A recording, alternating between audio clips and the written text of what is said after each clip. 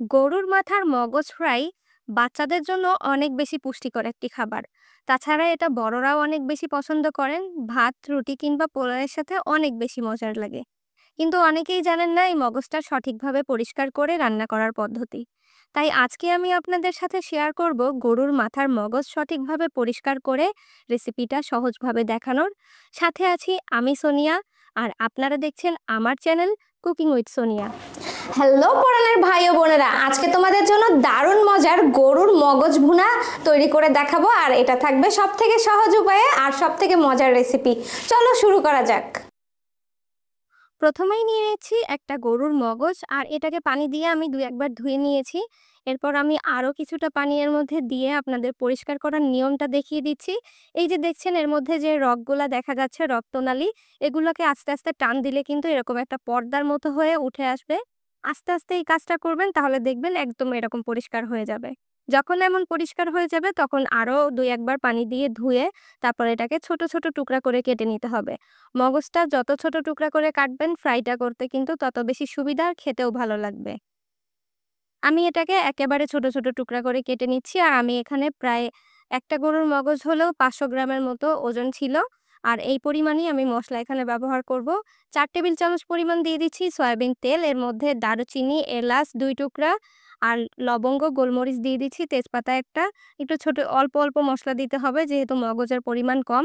পেঁয়াজ কুচি ১ কাপ দিয়ে ফ্রাই করে নিচ্ছি। পেঁয়াজটা যখন ব্রাউন কালার হবে, আদা পেস্ট ১ টেবিল চামচ পরিমাণ, রসুনের পেস্ট ১ টেবিল চামচ পরিমাণ, গরম মসলার গুঁড়া ১ চা চামচ, জিরার গুঁড়া ১ চা চামচ, হলুদের গুঁড়া ১ চা চামচ, লাল মরিচের গুঁড়া ১ চা চামচ, লবণ ১ চা চামচ। এগুলো দিয়ে ভালোভাবে মিক্স করে নিতে হবে। একটু পানির সাহায্যে মশলাটাকে আমরা কষিয়ে নিচ্ছি।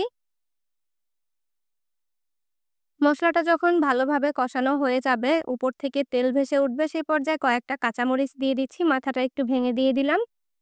ঝালটা আপনারা অ্যাডজাস্ট করে নিতে পারেন। বাচ্চারা খেলে ঝালের পরিমাণটা একটু কম দিবেন, আর মগজে ঝালের পরিমাণ কম দিলেই খেতে বেশি ভালো লাগবে। এরপর মগজটাকে দিয়ে দিলাম। ভালোভাবে এটাও মশলার সঙ্গে মিশিয়ে নিচ্ছি। আলতো হাতে এটাকে নেড়েচেড়ে দিতে হবে। আর এই রান্নাটা করা এতটা সহজ, আপনারা যখন করবেন তখন বুঝতে পারবেন। এটা সেদ্ধ হতে খুবই অল্প সময় লাগবে। এখানে 1/2 কাপ পরিমাণ পানি দিয়ে দিলাম।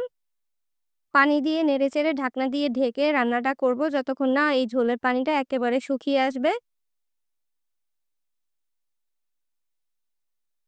আর চুলার আঁচটা এই পর্যায়ে মিডিয়ামে রাখবো, কারণ যেহেতু পানি কম দেয়া আছে, তল থেকে যেন পোড়া লেগে না যায় সেদিকে খেয়াল রাখতে হবে।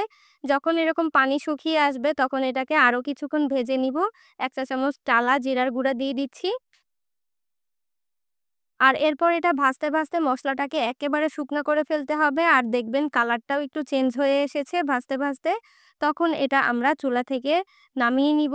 আর এই মগজ ফ্রাইটা খাওয়ার কিন্তু একটা নিয়ম আছে, আর এটা হলো গরম গরম খেতে হবে। মগজ কখনো ঠান্ডা করে খেলে আপনারা কোনো টেস্টই পাবেন না। তাই গরম গরম ভাতের সাথে গরম গরম মগজ নিতে পারেন, অথবা রুটি পোলাওয়ের সাথে। আমার বাসার সবাই কিন্তু এই রেসিপিটা অনেক বেশি পছন্দ করে। আপনারাও কিন্তু বাসায় অবশ্যই এই রেসিপিটা ট্রাই করবেন। সামনে যেহেতু কোরবানির ঈদ আসছে, অনেকের বাসায় গরুর মাথার মগজটা থাকবে। তারা কিন্তু চাইলে আমার পদ্ধতিতে পরিষ্কার করে রান্নাটা করে দেখতে পারেন। আসলেই এটা খেতে অনেক বেশি মজার, অনেক বেশি টেস্টি। আর রান্নাটা ছিল সবথেকে সহজ উপায়ে। দেখলেন তো মাত্র কয়েক মিনিটেই এই রান্নাটা হয়ে গেল।